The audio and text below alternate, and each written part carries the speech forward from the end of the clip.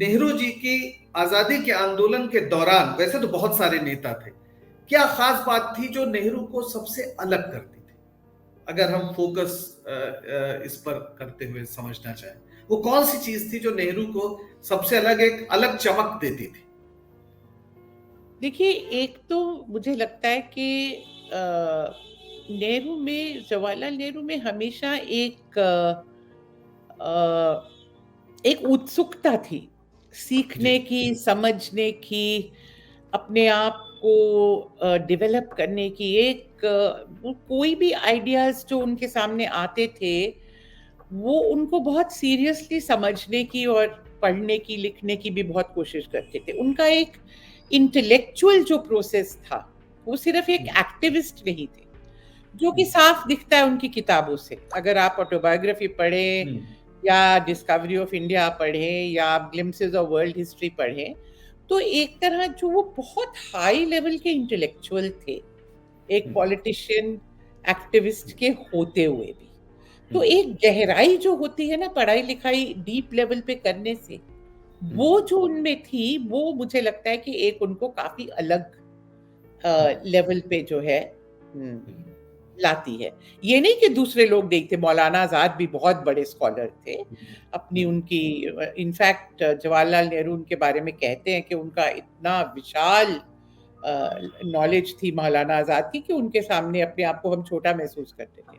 तो freedom struggle में बहुत बड़े-बड़े इंटेलेक्चुअल्स भी थे, पर ये जो कॉम्बिनेशन था कि एक बहुत हाई लेवल का इंटेलेक्चुअल, फिर उनका एक्सपोज़र जो था दुनिया को और कॉन्शियस एक्सपोज़र।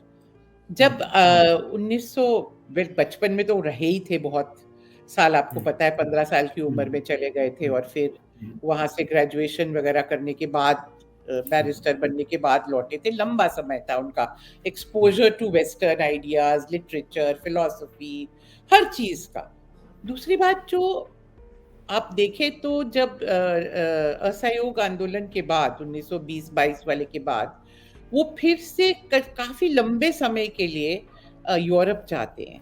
तकरीबन डेढ़ 2 साल वहाँ रहते हैं और उस वक़्त वो बहुत ट्रैवल करते हैं, सोवियत यूनियन भी जाते हैं। फिर वो ब्रसेल्स में एंटी इम्पीरियलिस्ट कांग्रेस एक है, वहाँ अटेंड करते हैं। इन सब चीज़ों का उनके ऊपर बहुत गहरा असर था कि दुनिया में क्या हो रहा है। तो हिंदुस्तान का जो आंदोलन था, हिंदुस्तान का जो राजनीति थी, उसको पूरे वर्ल्ड कॉन्टेक्स्ट में समझना, प्लेस करना, ये एक उनका यूनिक कंट्रीब्यूशन था हमारे फ्रीडम स्ट्रगल में। तीसरी चीज़ मैं कहूँगी कि जब वो 1927-28 से वामपंथी सोशलिस्ट आइडियाज़ का असर उनके ऊपर होना शुरू हुआ और फिर उन्होंने डीप स्टडी भी इन सब चीज़ों का किया। तो जब वो जो विचार थे, जो उस वक़्त हिंदुस्तान के लिए नए विचार थे, तो वो जो उन्होंने हमारे राष्ट्रीय आंदोलन के सामने रखे और हमारे जो नेता थे, जैसे गांधी जी के साथ उनका जो इंटेंस इंटरैक्शन रहता था जवाहरलाल नेहरू का, वो सारा टाइम आपस में डिबेट, डिस्कशन, डिफरेंस, रेज़ोल्यूशन करते ही रहते थे। आप लिखत में भी देखें तो ऑटोबायोग्राफी में नेहरू सब समय गांधी जी के साथ एंगेज कर रहे हैं। उनका क्रिटिक भी कर रहे हैं, उनको समझने की कोशिश कर रहे हैं और गांधी जी की तरफ से भी पूरी ये चेष्टा रहती थी कि वो जवाहरलाल नेहरू क्या कह रहे हैं, क्यों कह रहे हैं, उसको समझने की कोशिश करें। और बहुत हद तक गांधी जी में भी बदलाव आता है जवाहरलाल नेहरू के साथ इंटेंस इंटरैक्शन में। खासकर ये सोशलिस्ट विचारों का जो जहाँ तक सवाल है, मुझे लगता है कि हिंदुस्तान में हमारे आंदोलन में, हमारे समाज में जो एक सोशलिज्म के प्रति एक सिंपैथी, एक इंटरेस्ट जो जागा, वो जवाहरलाल नेहरू की बहुत बड़ी देन है। आप देख रहे हैं जनचौक का सोशल मीडिया प्लेटफॉर्म। हमारे YouTube चैनल को सब्सक्राइब करने के लिए बेल आइकन दबाना ना भूलें।